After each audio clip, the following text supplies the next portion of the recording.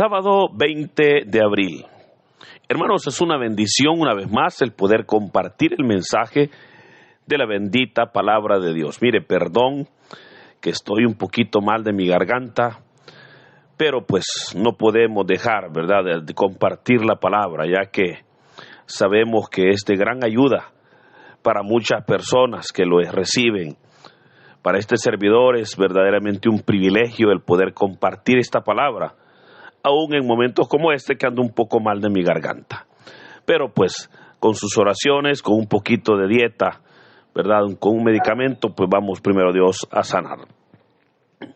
Así el evangelio para este día está tomado de San Juan, capítulo 6, versículos del 60 al 69. Doy lectura a la palabra de Dios en el nombre del Padre, del Hijo y del Espíritu Santo. Amén. En aquel tiempo muchos discípulos de Jesús dijeron al oír sus palabras: este modo de hablar es intolerable. ¿Quién puede admitir eso? Dándose cuenta Jesús de que sus discípulos murmuraban, les dijo: ¿esto los escandaliza? ¿Qué sería si vieran al Hijo del Hombre subir a donde estaba antes? El Espíritu es quien da la vida, la carne para nada aprovecha. Las palabras que les he dicho son espíritu y vida, y a pesar de esto, algunos de ustedes no creen. En efecto, Jesús sabía desde el principio quiénes no creían y quién lo habría por traicionar.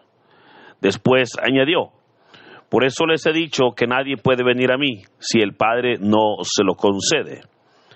Desde entonces muchos de sus discípulos se echaron para atrás. Ya no querían andar con él. Entonces Jesús les dijo a los 12: ¿también ustedes quieren dejarme? Simón Pedro le respondió: Señor, ¿a quién iremos? Tú tienes palabras de vida eterna, y nosotros hemos creído y sabemos que tú eres el Santo Hijo de Dios. Hermanos, esta es palabra del Señor. Gloria y honor a ti, Señor Jesús. Llegamos a la parte final del capítulo 6 de San Juan.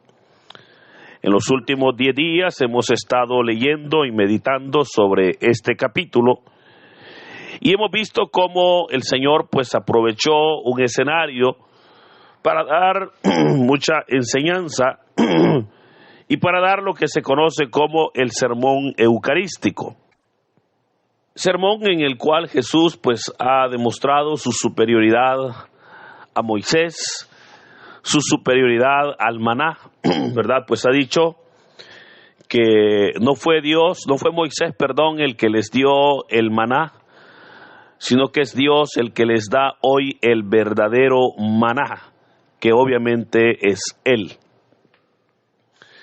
Así ha venido entonces dando esas enseñanzas hasta el día de ayer, que veíamos cómo el Señor les dijo que el pan que Él les iba a dar era su carne y que era necesario que comieran su carne y bebieran su sangre. Esa forma, y decíamos el día de ayer, esa forma de hablar para ellos fue difícil de entender.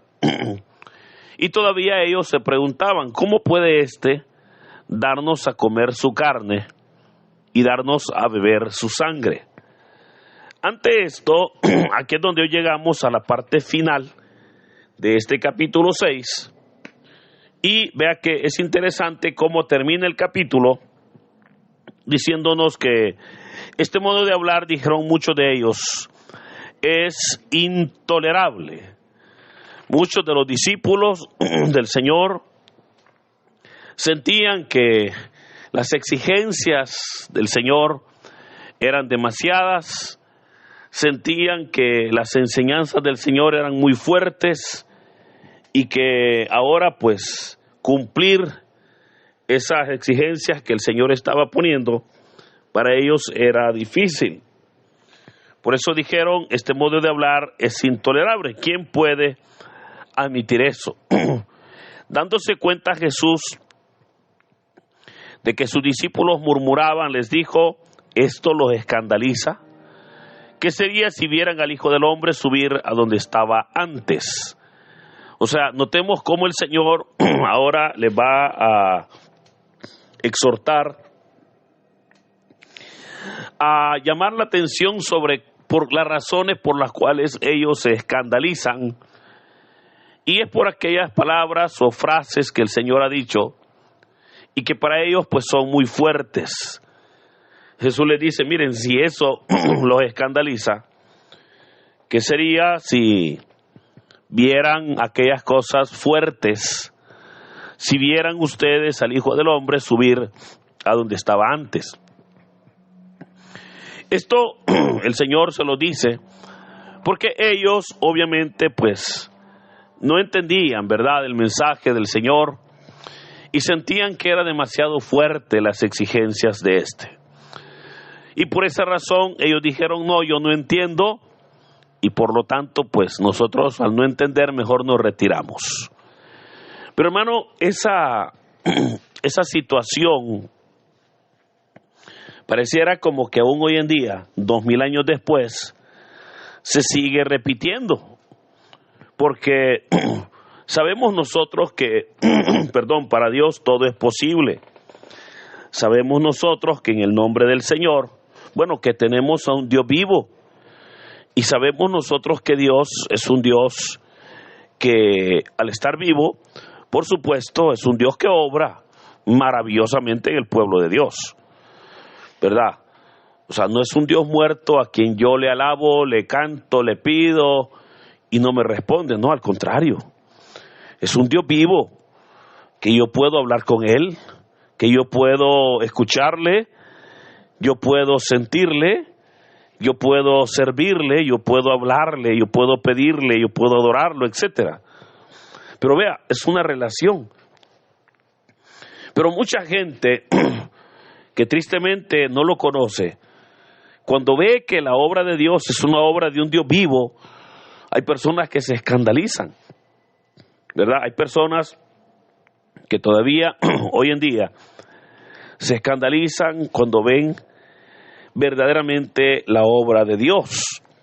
Y por esa razón es que el Señor les va a llamar la atención para decirles de que ellos deben verdaderamente de entender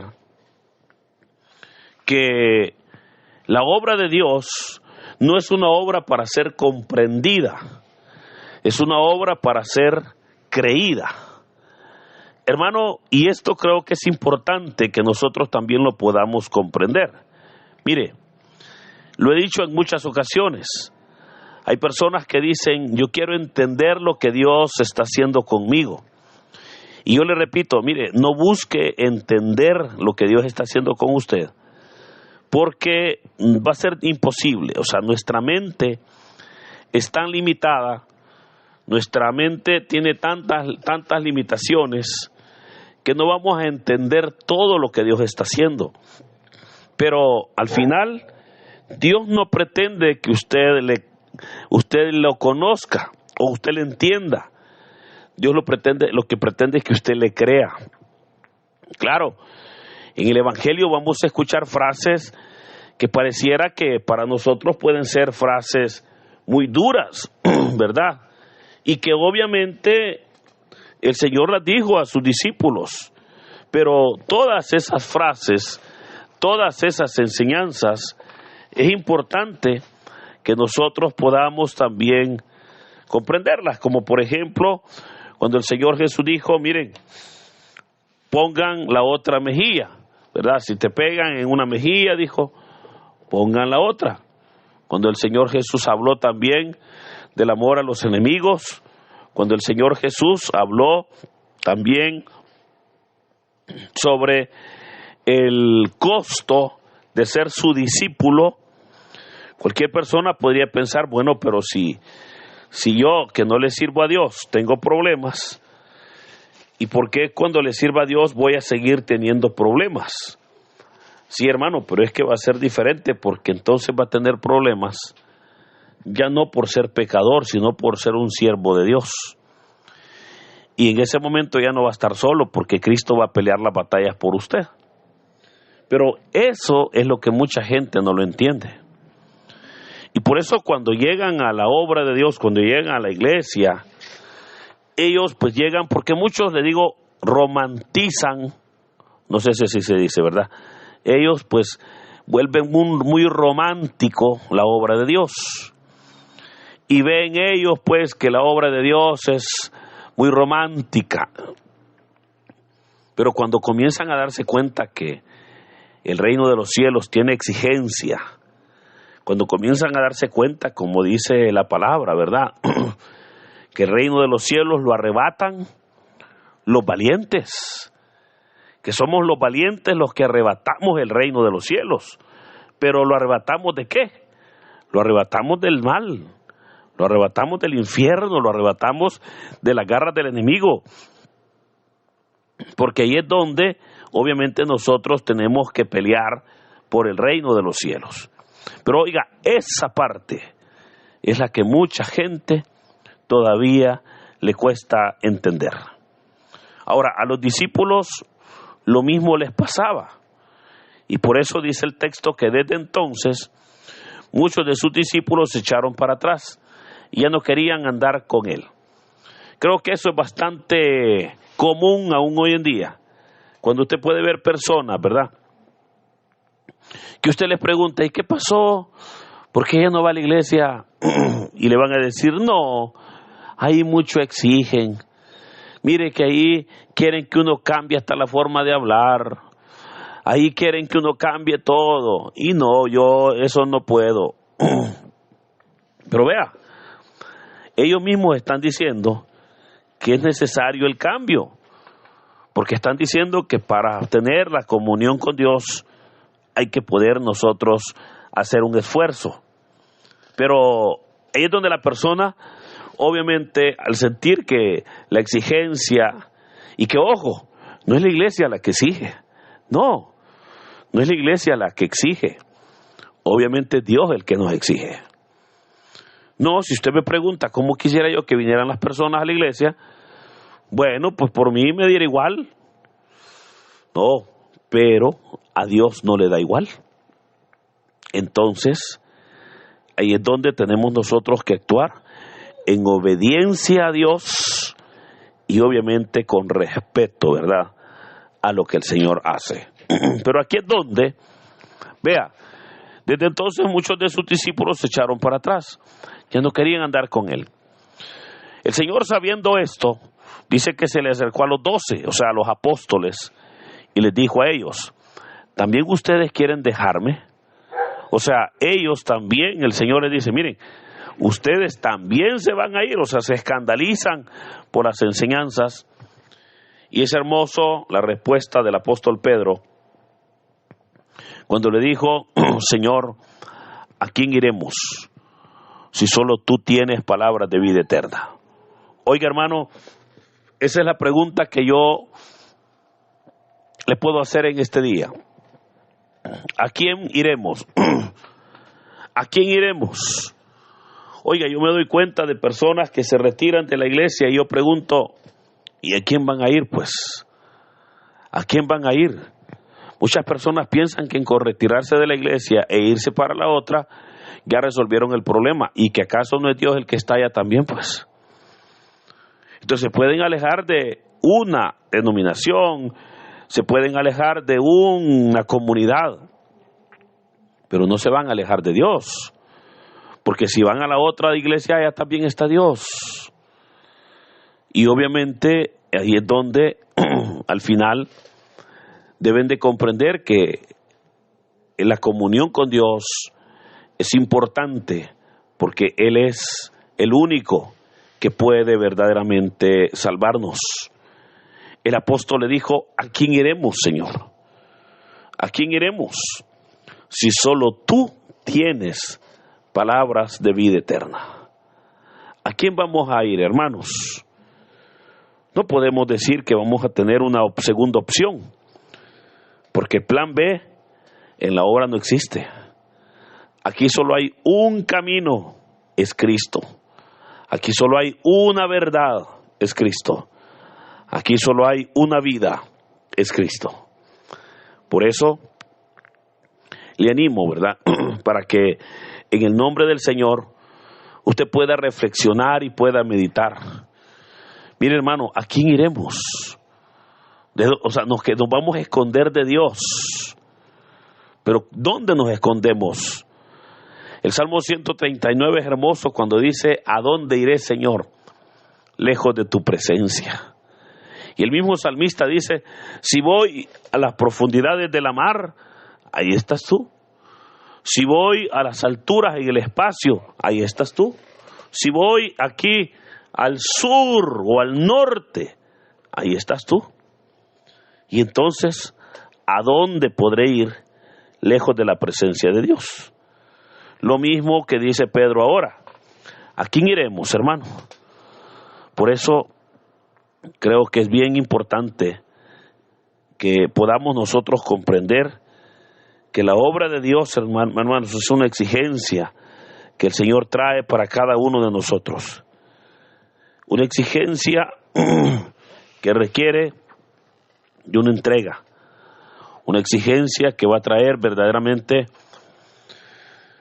o va a requerir de un sobreesfuerzo, pero que ahí es donde vamos a encontrar verdaderamente esas palabras de vida eterna. Porque no hay otro camino, va a decir el apóstol Pedro. No hay otro nombre por quien haya salvación en la tierra, sino solamente el nombre de Jesús.